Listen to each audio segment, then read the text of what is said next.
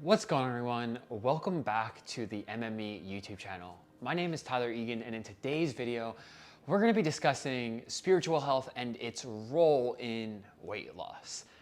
Before we get into that though, if you guys take anything from today's video, if you enjoy the content that we share, we'd really appreciate it if you could leave a like, a comment, and please subscribe to the channel for more content like this.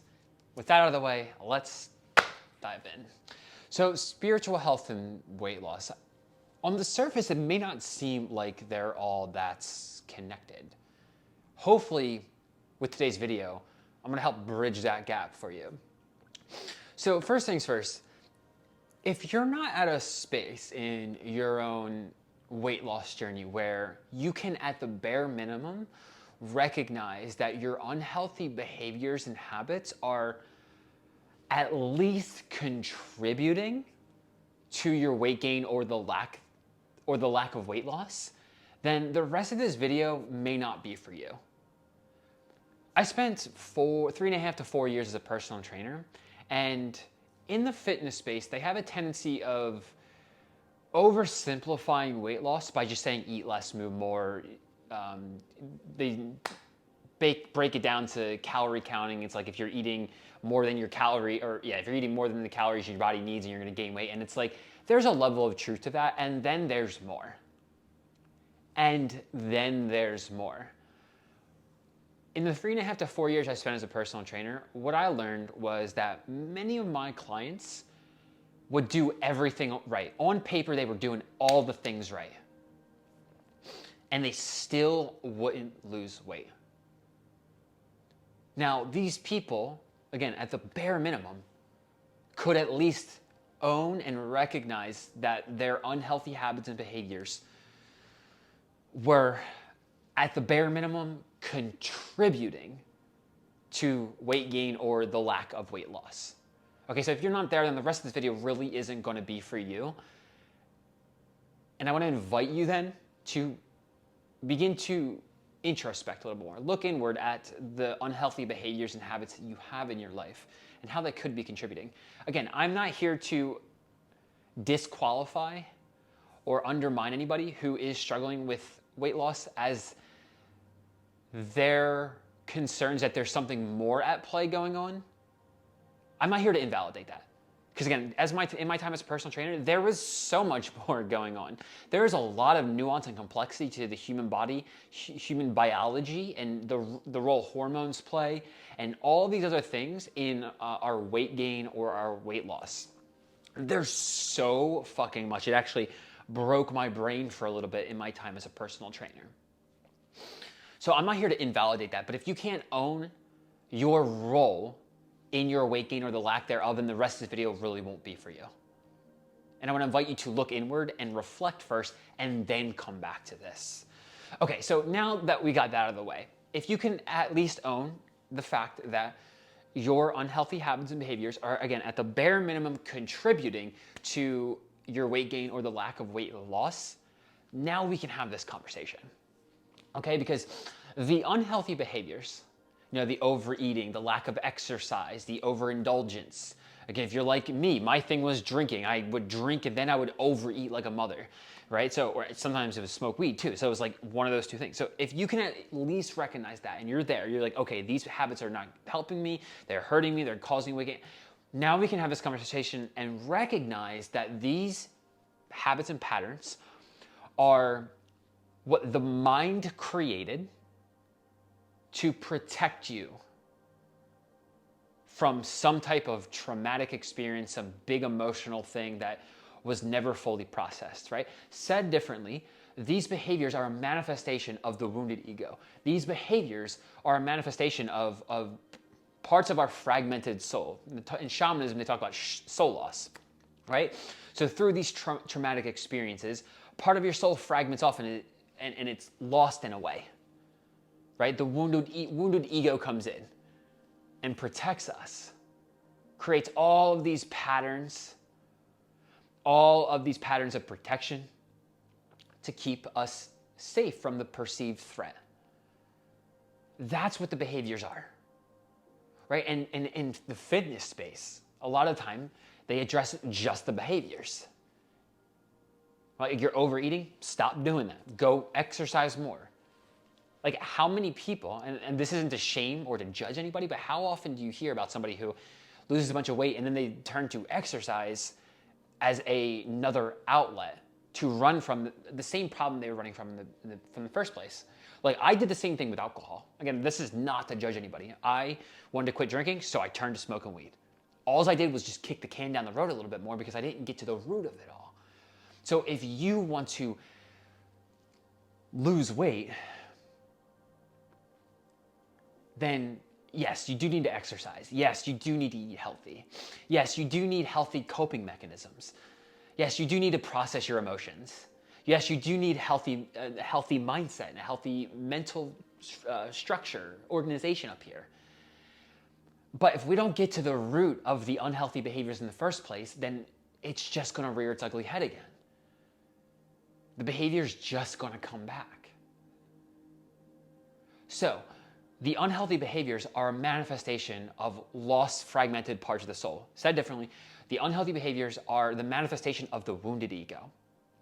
It's a protection mechanism to keep you safe, to shield the wounded parts of you, the wounded inner child, right? The emotional trauma that was never fully experienced. And this could happen when you're a kid. I'm using the wounded inner child as a representation. I'm not saying it had to have happened when you were like 7, but it could have happened when you were 22, 15, any age. A big traumatic experience happened and it was never fully processed, whether you didn't feel the depth of the emotion, whether you didn't grieve the loss of something or someone, whatever it was. Okay, so we're recognizing now that, okay, the unhealthy behavior is the manifestation of the wounded ego. Lost parts of the soul. Okay, cool. It's a protection mechanism. Now let's zoom out a little bit more for a minute. In Hinduism, they have the Trimurti, right? They're just like the Holy Trinity in Christianity. There's the Brahman, the creator. There's Vishnu, and then there's Shiva. Brahman, the creator, is the creator, and then that which goes beyond the creator. It is all of reality. It is all of life. It is everything. Anything and everything. Putting it into words, I think it's causing my brain to malfunction right now. It is the all. And so our individual soul is, I believe they call the individual soul the Atman. The Atman is a part of the Brahman, and it's separate. So the ego is a part of us, and it's separate. The ego is not to be shamed or to be kicked and pushed aside. And if you're somebody who has gone down the route of trying all of the diets and all of the workout routines, and you've tried working harder, you tried eating less, moving more, you tried all of this blanket, superficial advice from whether it's fitness influencers or trainers or coaches or whoever it is, not to knock any of them, because again, there's a level of truth to the things they say, and then there's more. So if you tried all the things and it's still not working, did you go to the root? What was the trauma, the wounds? What wounds have yet to be healed that are being covered up with the unhealthy behaviors in the first place? Because if we, again, to come back to the Brahman and the Atman, the all and the individual soul, the ego is a part of those things. Truly, nothing is separate. And while the ego can, in theory, make our lives difficult, it is our pathway to moksha, to liberation, to freedom. And for you, maybe your weight gain or lack of weight loss is the pathway to healing the wounded inner child, to healing the wounds inside of you, and liberating your fucking soul. But that starts with healing the wounded ego and integrating those wounds into who you are and how you move throughout the world. In the book King, Warrior, Magician, and Lover by Robert Moore and Douglas Gillette, I think their names are, I'm drawing a blank right now, there's two dudes. They discussed, it was a book about the divine masculine, if you're intrigued, but in the book they discuss the divine child. Essentially, when we heal the wounded inner child, the divine child within us all, that creative life force energy, the creative being within all of us. Think about your children or your nieces or nephews. I always like to think about, I have nephews. I like to think about them all the time. They're pure potential at such a young age. They're still learning about themselves, the world, and all the things. So they're just curious. They're trying things. They're doing things. They're creative. They're spontaneous. They don't think they do, right? There's a part of your own essence that is that inside of you.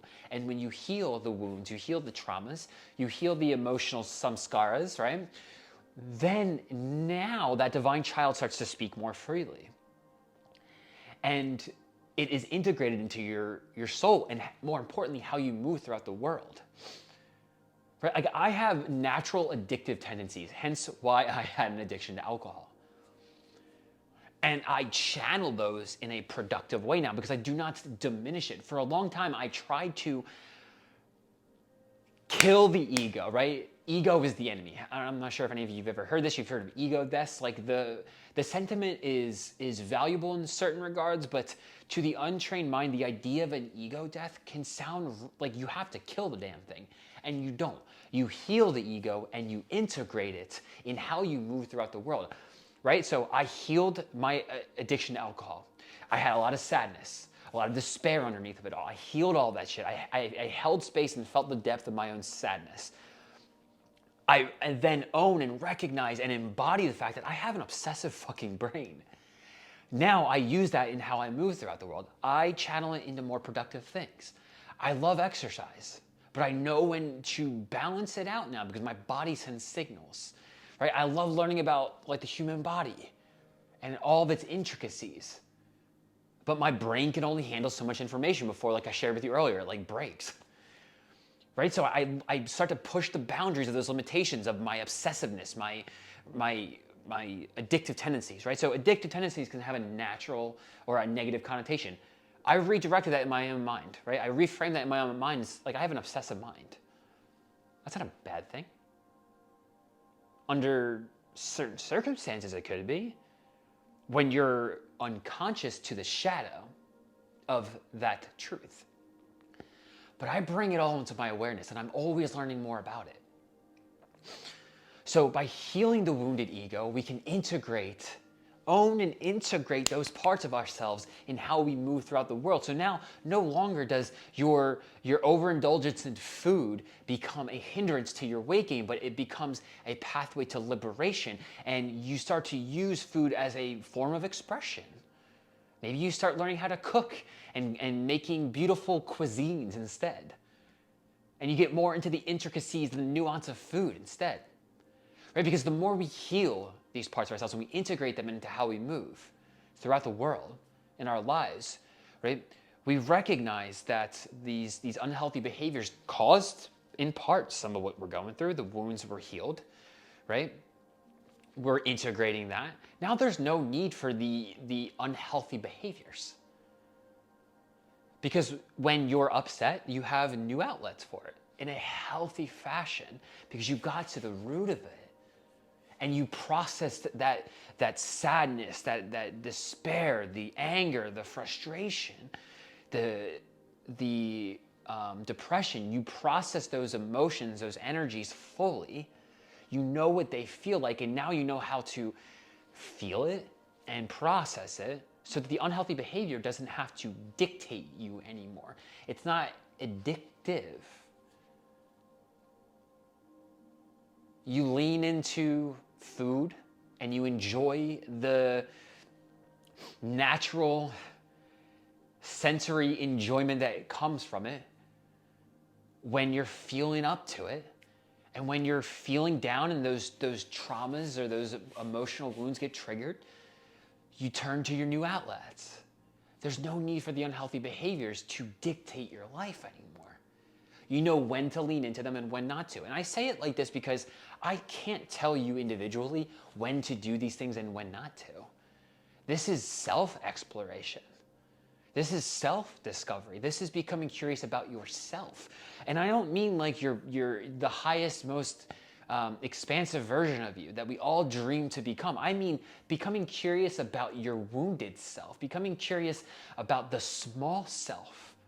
Because that small self is just as much a part of you as the highest, most ideal, most divine versions of us, of ourselves that we all desire to be. But in order to get there, we have to go through the smallness. We have to heal the smallness. We have to heal the wounds. This is not about working harder to lose weight. Right? Because like I said, once we heal the wounds, there will be no need for the unhealthy behaviors anymore. So then that part that is contributing to your weight gain will no longer be contributing to it. Now, the one thing I want to add to this is there is totally going to be a balancing act to this all.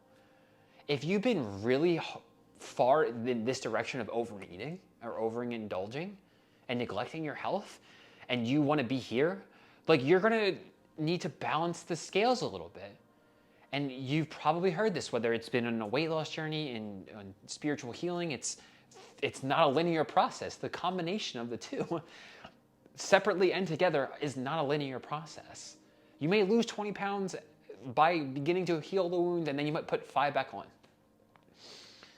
That's where practicing the art of self-compassion comes in, right? And again, becoming more curious about the small self. Because the small self, when you put the 5 pounds back on, is probably going to be upset again, because that 5 pounds of weight gain is going to trigger you again. Now we can hold more space, and our capacity to hold space and our capacity to practice self-compassion broadens, it expands. And while in the moment, because you're in the thick of it, you're feeling all the big, deep, dark, heavy, deep emotions, it doesn't feel like you're expanding, it doesn't feel like you're healing. You are, because what you're doing is you are expanding your capacity to hold space for the big emotions. The more you can hold space for those big emotions, the less of a need for the unhealthy behaviors there is. The less of a need for the unhealthy behaviors there is within your psyche, right? The less your wounded ego needs to protect the unhealthy, the unhealed trauma, the unhealed wounds, the less those behaviors become important, the more clear it becomes on what pathway you need to do moving forward. Now, when you get to that point and you're like, okay, the unhealthy behaviors are winding down, I don't need to do them anymore, it's like, what do I do next? Again, only you truly know the answer to that. Now, understanding how to discern which pathway to go inside of your own mind can be a challenge in and of itself. That's where a mentor or a trainer of sorts could help in that regard. But that aside for a moment, only you truly know what is the next step. And I'm going to offer this as a gentle reminder to you all. The whisper in your mind is going to be the pathway forward. The whisper in your mind is going to be the pathway forward. Maybe it's just a whisper of, start walking 20 minutes each week or each day. Do a 5 minutes more on your walk, 5 minutes more on the treadmill. 5 extra reps. It also means honoring rest. This is where the nuance to human health and the human biology can come into play, and understanding can really help you navigate the intuitive thoughts that could be streaming to you. Because rest and sleep is so fucking important for health. Rest and sleep is so fucking important for health. In the gym, we break our bodies down so they can rebuild themselves while we sleep. You're not in the gym building your body stronger. It may seem like that because you lifted 5 more pounds, but you're physically tearing down muscle tissue. You are remodeling fascial tissue. Where it solidifies is in your sleep, because that's where your body heals and regenerates. So sleep is fucking important. And again, navigating the nuance of health and how the intuitive thoughts are being streamed to you. Your body is going to give you natural signals to know what to eat and when to eat it. If it's the middle of winter right now as I'm making this video. I do not crave fruit at all, because it's February in New Jersey.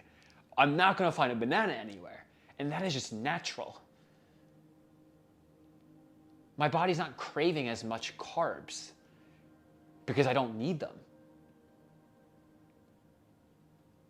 Right? There's a natural circadian rhythm to our biology.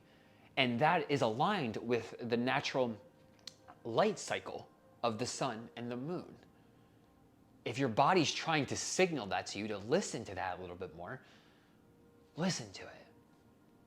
Blue lights fuck us up in a lot of ways. And I totally just blew that out of proportion, but what I mean by that is the blue lights in our technology can send the wrong signals to our body that it's the middle of the day when you're watching television at 9 o'clock at night. I'm not saying stop watching TV, because I watch TV at 8 o'clock at night. What I'm saying is